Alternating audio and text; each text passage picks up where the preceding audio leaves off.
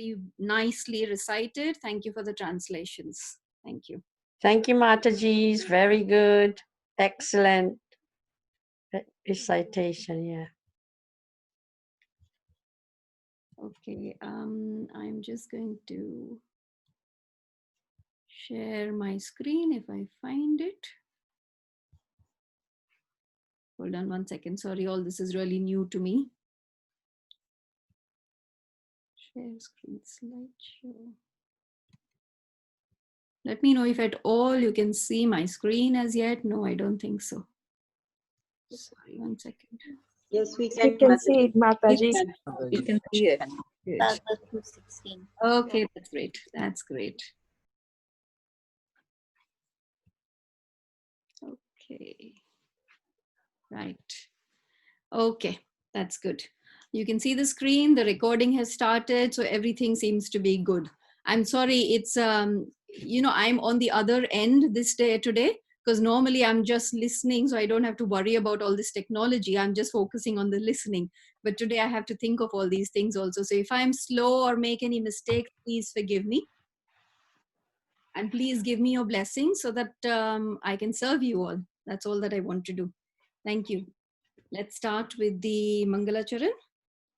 Om Ajnanamirandasya Gyananjana Shalakaya Chakshurun Militam Yena Tasmai Shri Guruve Namaha Vanchakalpatrubhascha Kripa Sindhuvevacha Danam Bhavanebhyo Vishnavebhyo Namo Jai Shri Krishna Chaitanya Prabhu Nityananda Shri Advaita Gadadhara Shrivasadi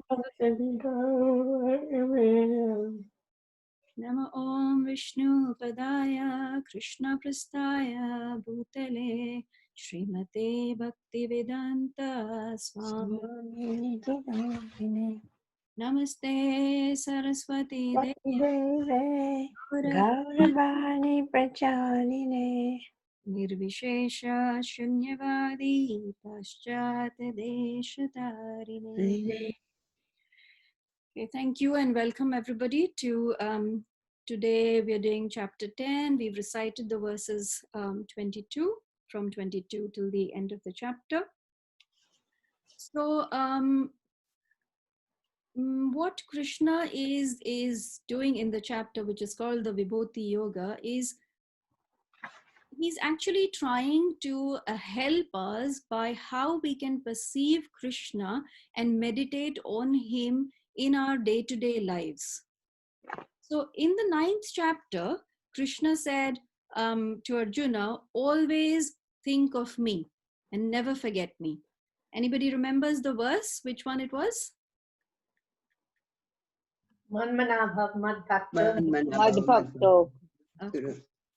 Most beautiful verse. All the verses in Bhagavad Gita are beautiful, but yeah, one of the most beautiful verses. So, so the point here is that yes, Prabhupada has, Krishna is telling Arjuna that, always think of me and never forget me. So then in the 10th chapter, Arjuna is asking Krishna, how do I always think of you? And so can you please show me your opulences? And that is how this chapter starts, that, how do we see Krishna everywhere? Once we know his opulences, once we know all his different manifestations in the material nature, then we can see Krishna everywhere. When a devotee sees the material world and everything in the material world, a devotee only sees Krishna. So here I'm going to actually share a story of Prabhupada. I think most of you might know this story, but I will still share it with you because it is so beautiful. So one time Prabhupada was walking on Laguna Beach. And, there were these beautiful waves over there and he saw some surfers. So he asked the devotees, who are these people? And the devotees said, oh, Prabhupada, these are surfers. And Prabhupada said to them, they're surfers, I call them sufferers. Prabhupada had such a good sense of humor, but he always stated the facts. Anyways, then he continued to walk and he went further ahead and he stopped and he said to everybody, can you hear this? And the devotees were, trying to think, what is it that Prabhupada wants us to hear? So he asked again, can you hear this? And the devotee said, yes, Prabhupada, this is the sound of the waves.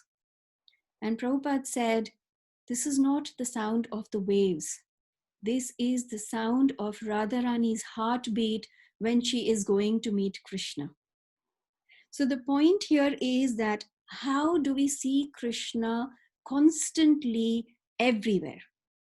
And I think when we started Chad, I'm not sure if we started from the 7th chapter or the 8th chapter, but on the 7th chapter, we have this verse, 7.8, which says, Rasoham apsu konteya prabhasmi shashisurya pranava sarva vedeshu shabdake paurusham rishu. So Krishna is telling Arjuna and everybody else, how can we see Krishna? He's saying, I am the taste in water. Now, I'm sure all of us have water so many times, isn't it? Like nobody here can say that, oh, today I haven't had water at all. And that's why I haven't thought of Krishna at all, because I haven't had water. Okay, maybe there is some stubborn person who probably he didn't have water. But then what about the sun? You're seeing the sun. Now, again, unfortunately, all of us in England, we don't see the sun during the winters at all. But, sun. So Krishna is saying that, I am the light of the sun and the moon. And then he says, I am the sound in ether. So if you just for one moment be silent and close your eyes, and whatever you can hear, that is Krishna.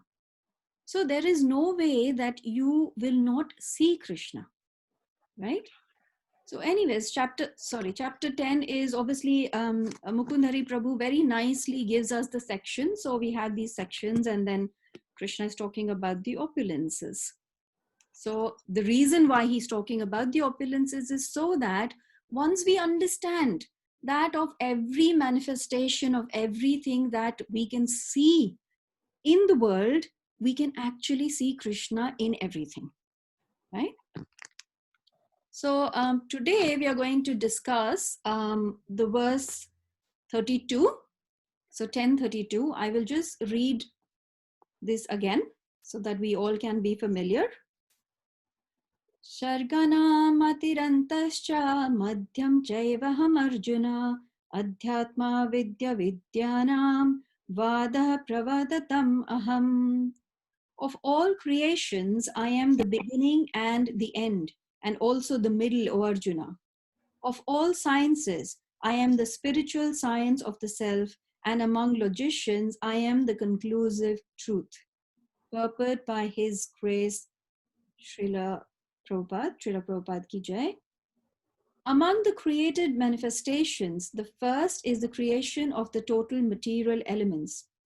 As explained before, the cosmic manifestation is created and conducted by Mahavishnu, Garbhodakshaya Vishnu, and Kshirodakshaya Vishnu.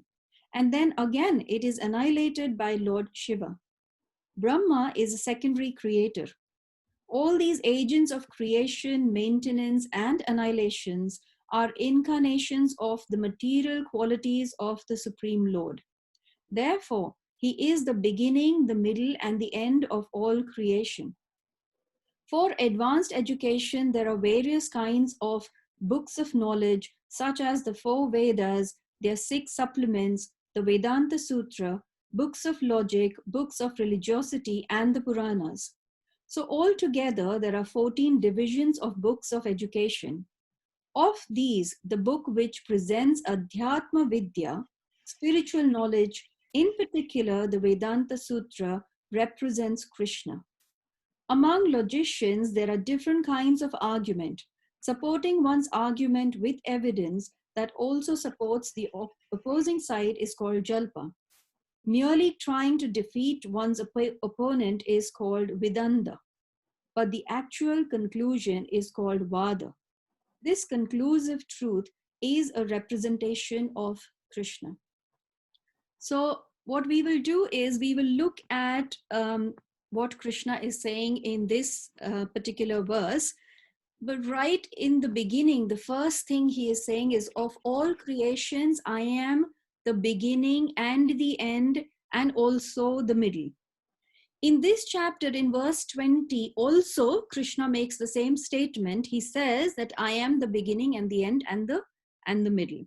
So to establish this, if you go, to the first verse of the Srimad Bhagavatam, it says, Om Namo Bhagavate Vasudevaya. That is obviously glorifying Vasudev, but Janmadhyasya yato anyavati Jartheshu abhijñā swarat tene brahmaridaya adikavaye bhuyanti yatsuraya tejo vari mridam yatha vinimayo yatrati sargo amrisa dhamna svena sada nirashta kuhakam satyam param dhimahi. So in this verse itself, it is being established that Krishna, I meditate on Krishna because he is the absolute truth and the primeval cause of all causes of the creation, sustenance, and destruction. But furthermore, it goes on to say that it is he only who has imparted the Vedic knowledge unto the heart of Brahmaji, the original living being. So this is the first verse of the Srimad Bhagavatam, which establishes the conclusive truth that Krishna is the Supreme Personality of Godhead, and he is the beginning, the middle, and the end of all creation. Now, in the purport, in today's purport, Krishna is talking about the three Purusha avatars, right? So we have the Karanodakshaya Vishnu, Garbhodakshaya Vishnu, and the Kshirodakshaya Vishnu. So Karanodakshaya Vishnu is from whose pores millions of universes are created, right? So these three are the Purusha avatars, and they are the avatars who are responsible for creating the universe or for the creation. So Karanodakshaya Vishnu creates so many universes from the pores of his body.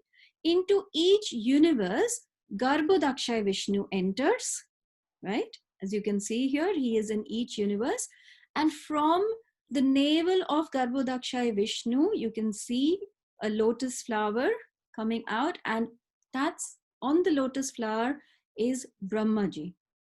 And then Kshirodakshaya Vishnu enters each and every living entity as the supersoul. So if you look at this, Mahavishnu or Karnodaksha Vishnu is the supersoul of the entire material creation. Garbhodaksha Vishnu is the supersoul of each universe. And Kshirodaksha Vishnu is the supersoul of each and every individual living entity. So what we are trying to, what's being said over here is that there can be nothing, absolutely nothing, if there is no Krishna. And still, after all this, also somehow people think that there is no cause, there is no reason for this. This has happened by chance. Now it's interesting when you look at the human body. The human body is made up of thousands of cells. I'm not sure if there is any person from the medical background, but human cell is made up of thousands of cells. In the brain, like the brain itself has got so many cells, and in my case it has so many cells, but it is still useless. My brain does not work, but I'm sure Krishna is giving the intelligence to everybody else. In my case, it doesn't work at all. But so it is quite foolish to think that such things can happen by chance. And so Krishna is establishing here that it is he who is the beginning, the middle, and the end of everything. When he says everything, it includes the living entities, the non-living, the universe, everything. That is what Krishna is saying. From him comes everything. We have studied the verse in the Chaturshloki Gita, Aham Sarvasya Prabhavo. mata sarvam pravartate. Iti mata bhajan. Yeah, we've studied that verse. So Krishna is coming from there, right? Sorry. So Krishna is saying that the material universe and the spiritual world, everything emanates from me. So because obviously the 10th chapter is talking about vibhuti, the different manifestations and the different potencies and the different energies of Krishna. That is why he's describing all these things. One interesting incident which happened when Prabhupada was here, there was Tripurari Maharaj. I'm not sure if you've heard of Tripurari Maharaj. And Divyanam Prabhu is not on the call today, I think, but I'm sure he would have heard, because Tripurari Maharaj was a brilliant book distributor. And Prabhupada said to him that of book distributors, Tripurari Maharaj is the Vishnu. He didn't mean to say that, he is Vishnu. What he meant to say is, like how Krishna is giving us so many examples that of the fishes, I am the shark. So meaning to say that among a particular group, I am the best. And so Prabhupada said that among the book distributors, Tripurari is the best. That's what he said. Anyway, so this is one of the key points from the verses where Krishna is talking about this. And then the next is that he says Adhyatma Vidya Vidyanam, of all education. So Krishna is talking about Adhyatma Vidya. Adhyatma is the soul, right? Now the problem is that modern day education and science is focusing on the gross. And if you notice, the question always that is being answered by modern day education is what? As in, what can I do with this? How is it going to help me? What is it of benefit to my gross body? Right? Traditional education, like in the Vedic times also, we had many different kind of vidyas. Like we had Ayurveda, Vastu Vidya, Jyotish, all of these vidyas. And in one sense, yes, they were also material, but they also looked after the gross, and they asked the question, why? When I say why, I mean that it is so important to understand why is whatever is happening to me, why is that happening? One will ask these questions and understand it when one understands that who am I, right? So once you understand the eternal truth, which is very nicely explained in this verse of the Bhagavad Gita, I'll read the translation. Those who are seers of the truth have concluded that of the non-existent, the material body, I cannot read because there is a gap here. Sorry. Yeah. There is no permanence, and of the eternal, which is the soul, there is no change. This they have concluded by studying the nature of both. So the point here is that the modern day education is focusing on something which is temporary, which is going to finish. It will get annihilated eventually. And Prabhupada also always said this, that there is no education which is focusing on the eternal, which is the soul, right? So there is no harm in having education and different kinds of education. Like in the Krishna book, it speaks of when Krishna and Balramji went to their spiritual master, they studied 64 vidyas. So there is no harm in having different kinds of education, but unless you understand the main education, which is the education of the soul, there is all the other things, all the other vidya will not help you. So you have to understand the science of the soul. And Prabhupada once said, he used to be actually, when Prabhupada was preaching in the West, he used to very much like to invite big scholars and scientists and have discussions with him. And he would always manage to defeat them. The reason being, Prabhupada said that if you know the Bhagavad Gita and you know all the principles of the Bhagavad Gita, then you know everything. Then you have complete knowledge.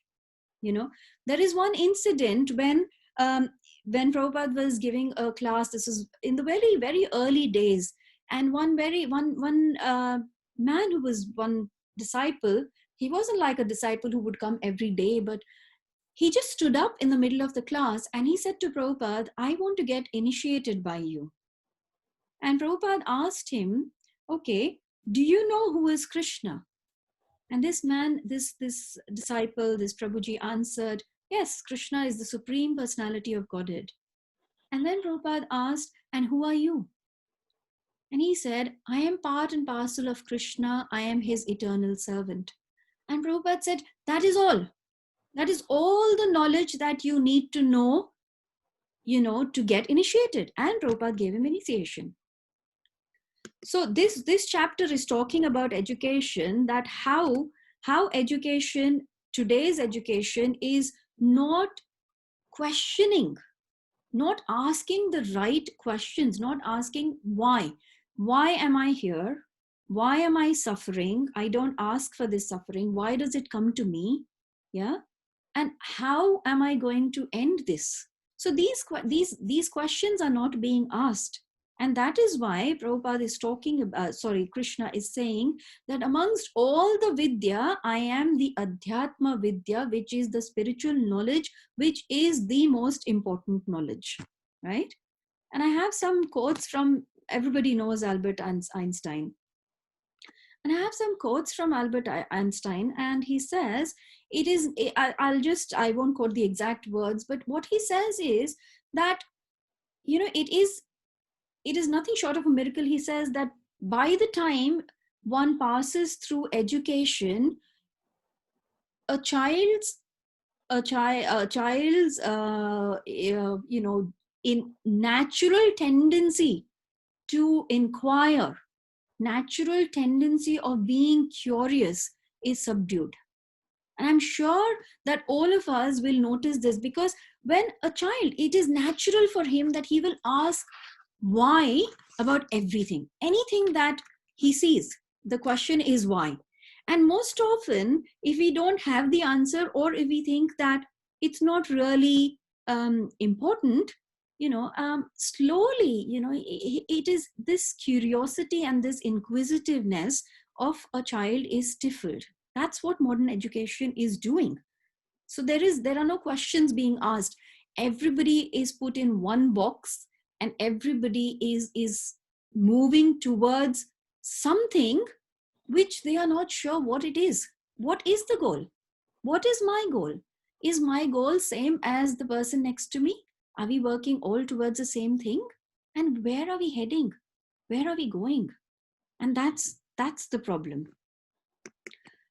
Einstein also says the same thing, that the important thing is not to stop questioning, but what is happening is we are creating duplicates of ourselves. It's almost like, we have become so good with technology, but somehow we have lost the human touch. Everybody is trying to be the same. Everybody is chasing after the same thing. And what it is success. It's money. There's nothing else. But, through the Bhagavad Gita, Krishna is trying to tell us what is real education. If you see in the entire Bhagavad Gita, and he's talking about so many different yogas also, like Karma Yoga, Jnana Yoga, and all of it is leading to Bhakti Yoga. But finally, in the 18th chapter, after giving all the instructions to Krishna, the main thing of any knowledge, of this spiritual knowledge, the main thing is surrender. And so Krishna quotes the most famous verse. Anybody wants to say the verse? About Sarvan Parityajya Mamekam Sharanam. Thank you so much. I'm not sure who this was Kusum Rupa Mataji. Okay, thank you, Rupa Mataji. So Krishna is, Krishna is not forcing any of us to do anything because love cannot be forced. So after explaining everything to Arjuna, he still says to Arjuna, I have given you all this knowledge now. Now you decide what you want to do. The culmination of all this knowledge is that we surrender to Krishna. Unless there is this real knowledge, there will always be suffering. Rupa Goswami says, what is the cause of suffering? It is avidya. Now, avidya, what is avidya? It's ignorance. Ignorance of who am I? Who is my real being, real self? Who is that? Right? Sorry, I'm not sure. Okay. Now, also, it is interesting, it's not very difficult to know whether we are understanding this spiritual knowledge. I'm turning the water off now. Sorry, please, everybody can mute. In the greenhouse. Hare Krishna. Can everybody please mute?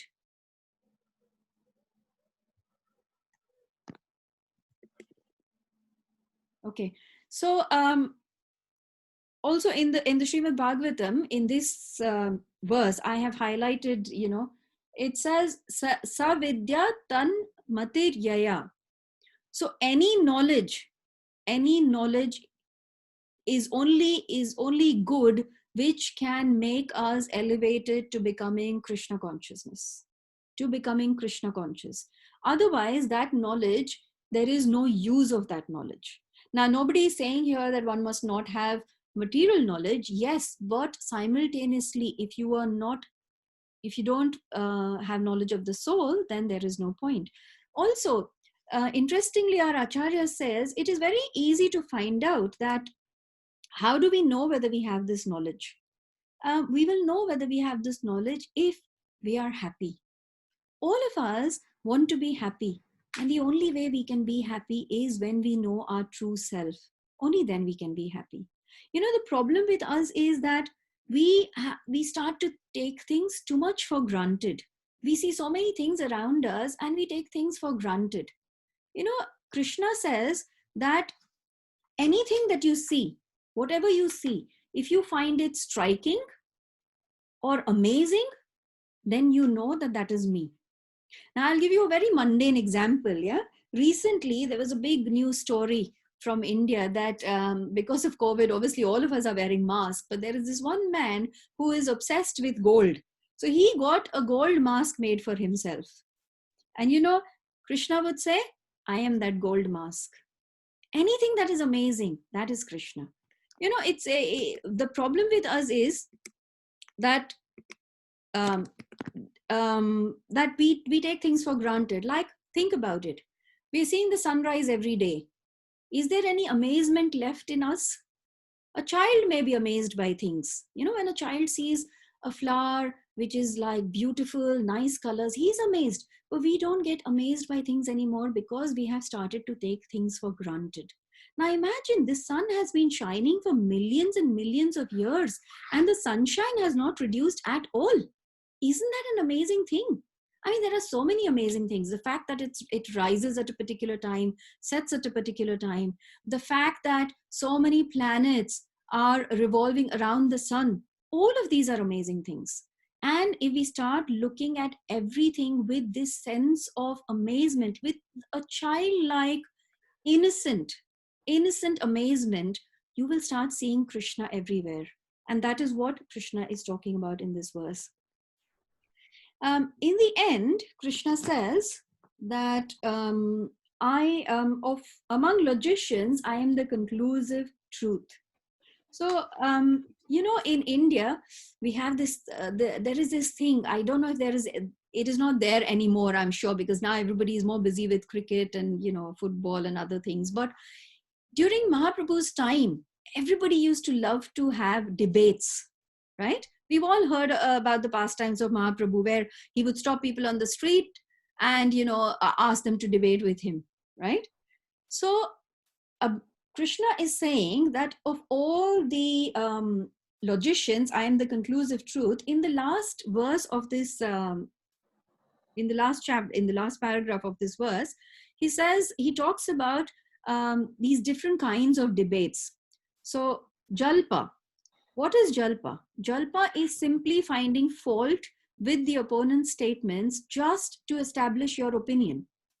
It doesn't necessarily have to be right, but I just want to prove the other party wrong. That is known as jalpa. So that is useless debate. Then there is the Vedanta. So again, there is no counter thesis. Somebody has put forth an idea, but there is no counter thesis, and you are just simply arguing for the sake of argument, right? But the last one is Vada. That is called the honest debate. And the honest debate has got these different characteristics.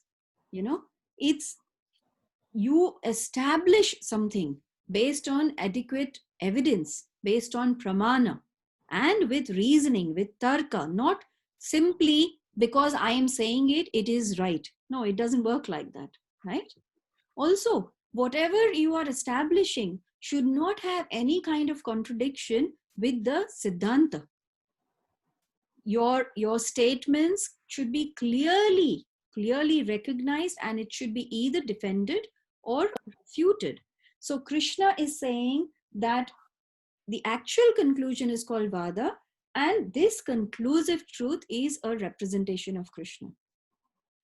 So in this entire chapter, obviously Krishna is giving, from let's say each group, how we can remember him every time.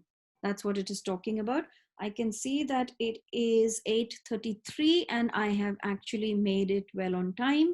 So I will just stop sharing the screen. And yes, if there is any comments, any points that anybody would like to bring forth, because I know there are many senior devotees here. So you're welcome. Hare Krishna Mataji. Yes, Santosh Mataji. Very nice class. It's amazing. Well done, I must say. Thank I you. really enjoyed your class. Thank I you. have a question, if I may, please. Yes. In two slides that we saw earlier on, the Karanmodakshayi and the Garbhodakshayi slides, Vishnu was depicted as lying down in a Yes. horizontal position. Yes. Is there a significant reason for to show Vishnu in a lying down position? What it says is that what we are trying to show here,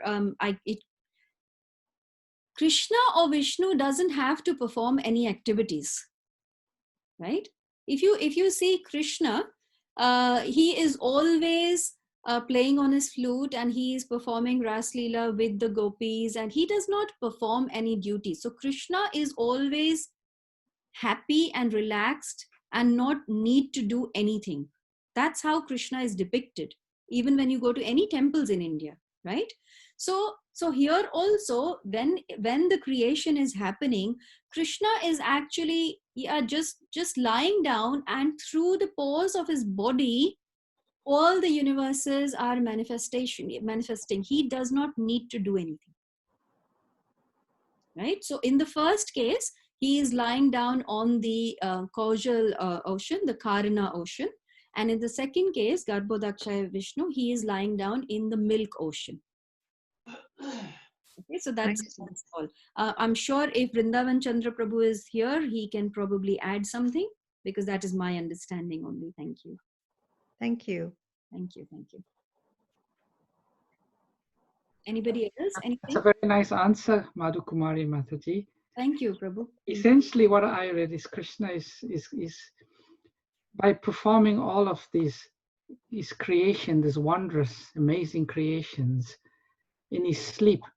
He can do everything while he's resting in Nidra. Can you imagine what his potency is when he's awake and fully? It just gives us an indication of his amazing potencies, that what he can achieve even in his sleep. Yeah. Ordinary living entities can do nothing in their sleep, but the Lord, he can create the entire cosmic manifestation in his sleep. Yeah. Yeah. Thank you very much, Prabhuji and Mataji. Thank you. Thank you. Anybody else? Any questions, comments, realizations, corrections?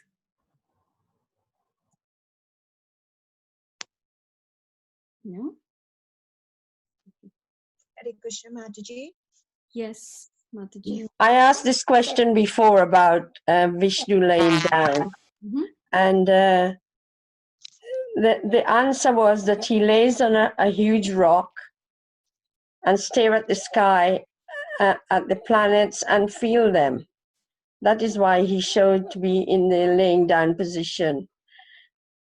And he gazes at the sky. In older times, people were highly moral and knew or wanted to know God and how God's work is done. Something like that, I think.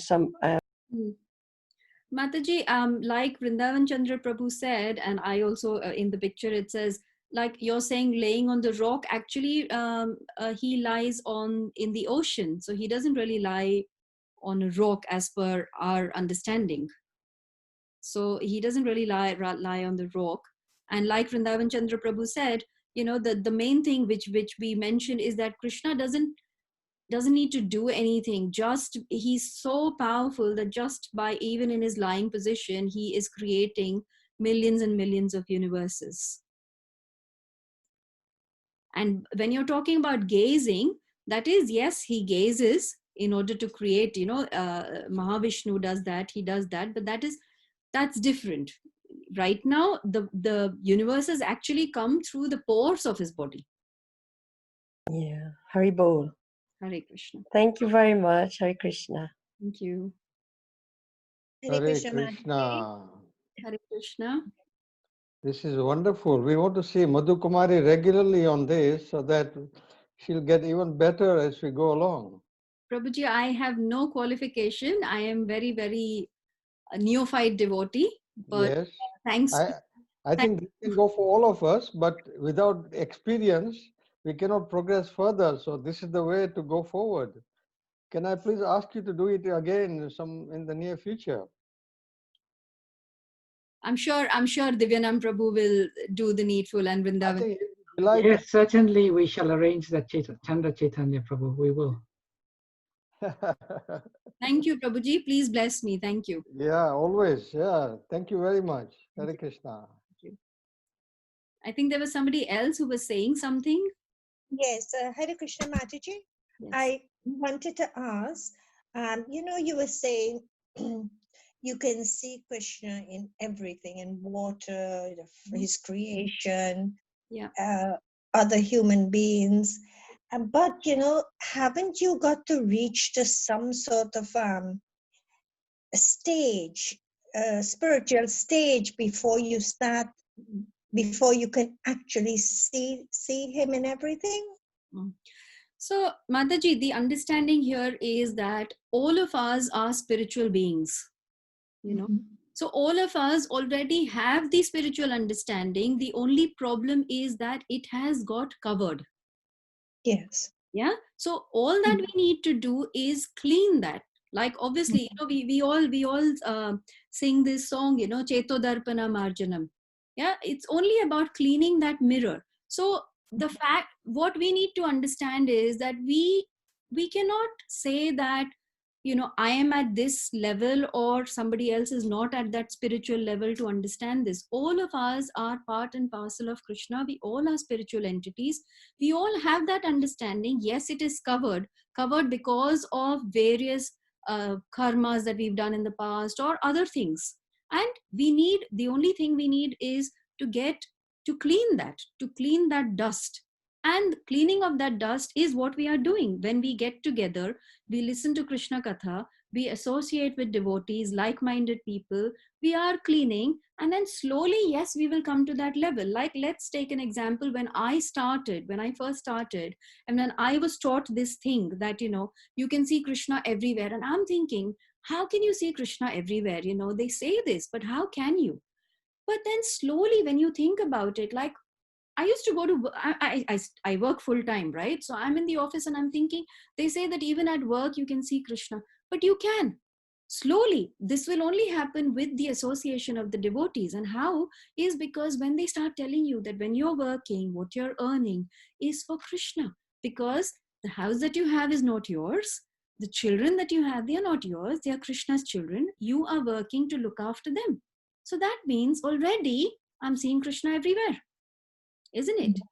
It's not difficult. It comes with practice. So Krishna is trying to help you at every step by being present with you. But we cannot see him unless and until we anoint our eyes with love, with bhakti. And then we will see Krishna everywhere. Thank you so much. You're welcome. Sorry, is there any other comment? Hare Krishna, Mataji. Hare Krishna, Eva Mataji. Thank you for a wonderful class. Really nice. You said that everything we see that's amazing, and that would include us feeling happy. Happiness is amazing, and that within happiness we would see and experience Krishna. Yes. So what about the opposite? I mean, there might be days when you're feeling low and you're not feeling happy the way you should.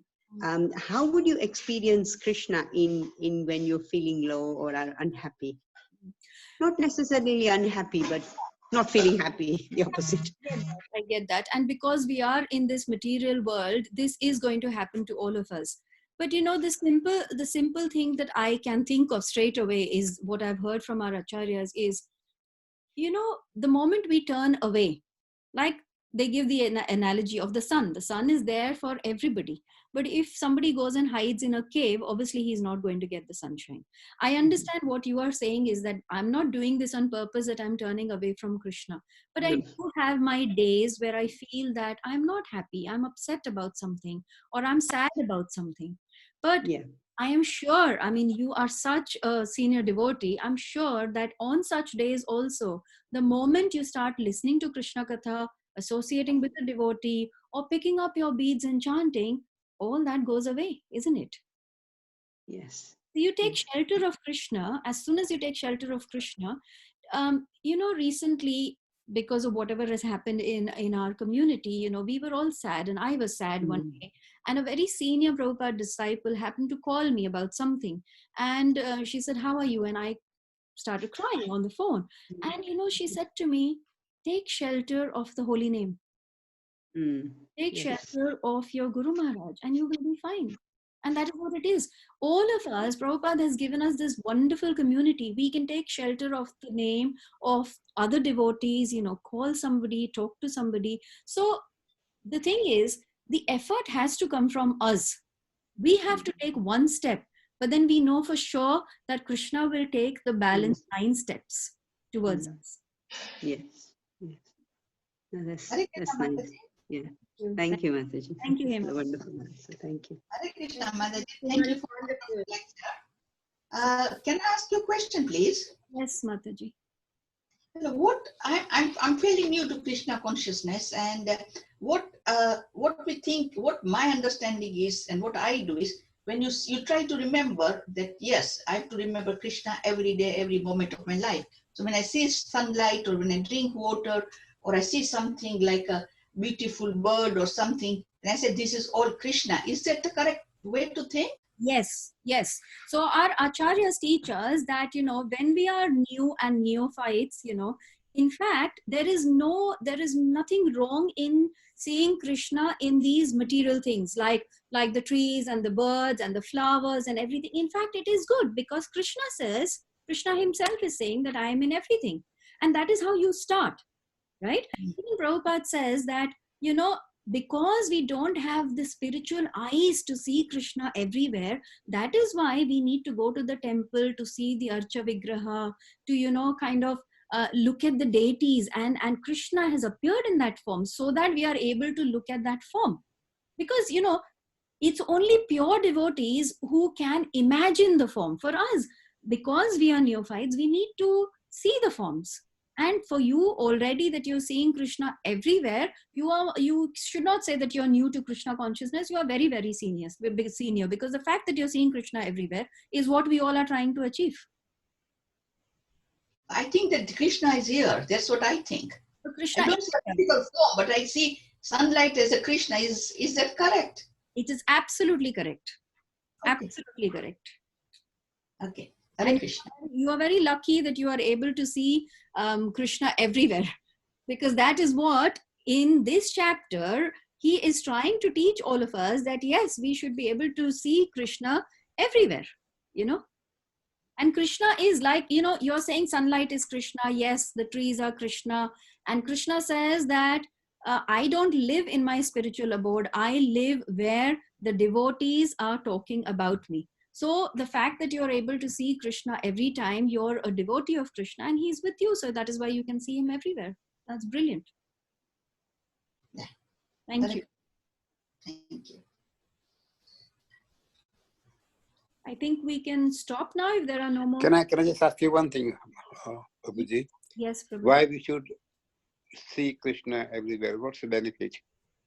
Because when you start seeing Krishna everywhere, you start to realize your complete insignificance.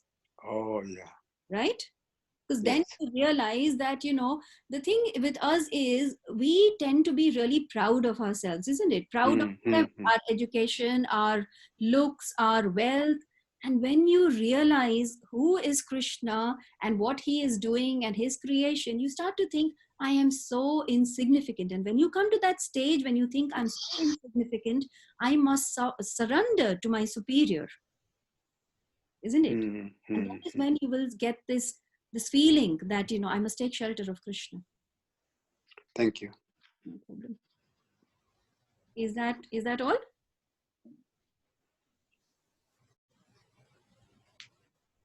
So I think we can